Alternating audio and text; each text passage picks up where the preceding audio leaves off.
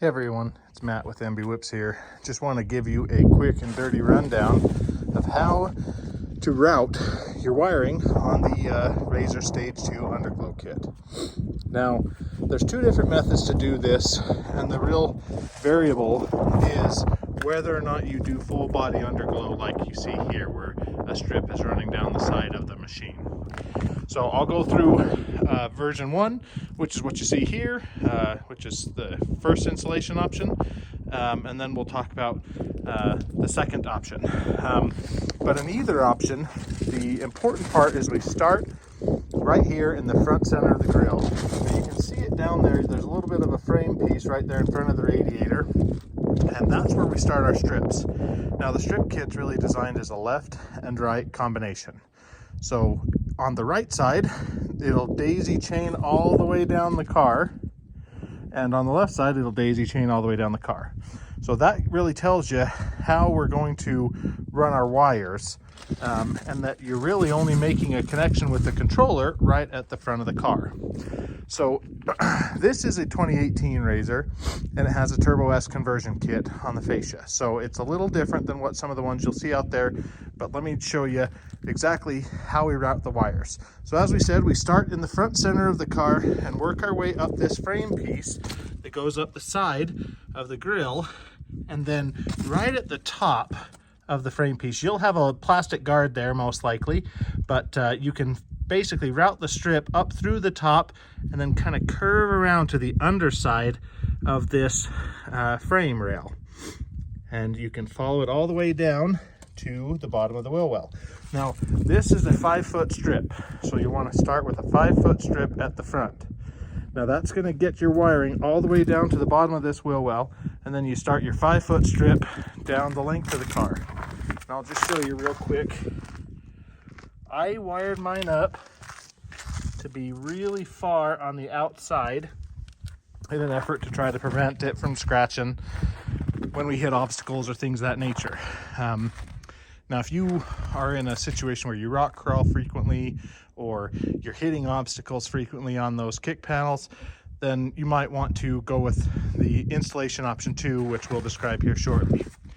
But with installation option 1, that 5-foot strip is going to go down the length of the machine and end right at the front of the rear wheel well.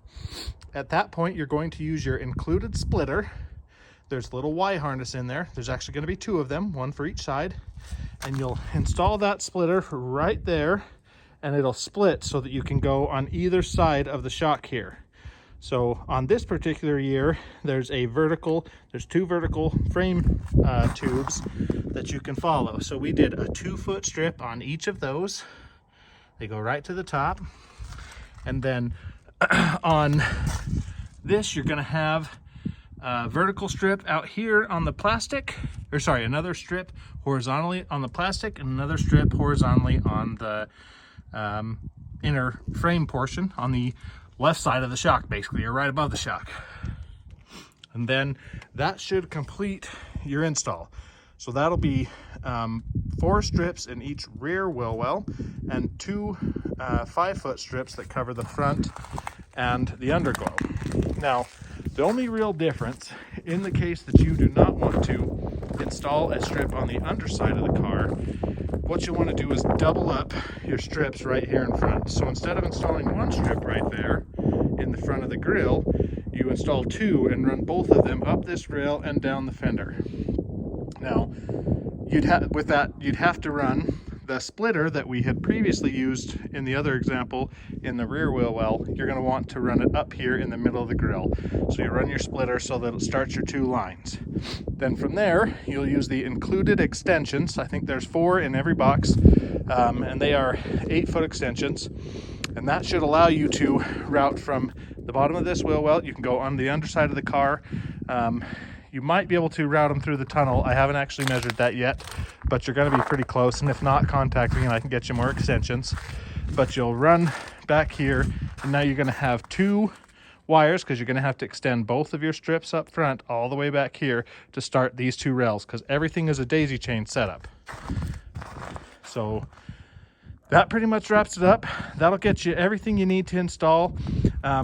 as you can see in this video, I have another strip back here, and this is just a test I've been doing just to try to see different lighting angles and whatnot. And of course, all this stuff is variable. If you want to run your vertical strips up here and then run one strip here and one strip here, or run them back here instead, you have some flexibility. You can really run these wherever you want. I just wanted to give you a quick guide as to how I ran them to help you reproduce this exact same look, because you will be running the exact same setup that I am. So it turns out pretty good.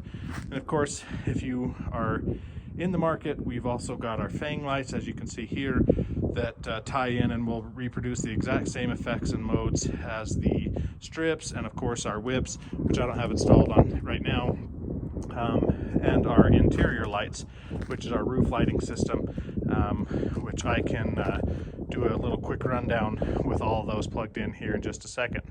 But feel free to hit me up with any questions or comments down in the comment section, and we'll do our best to answer anything you need.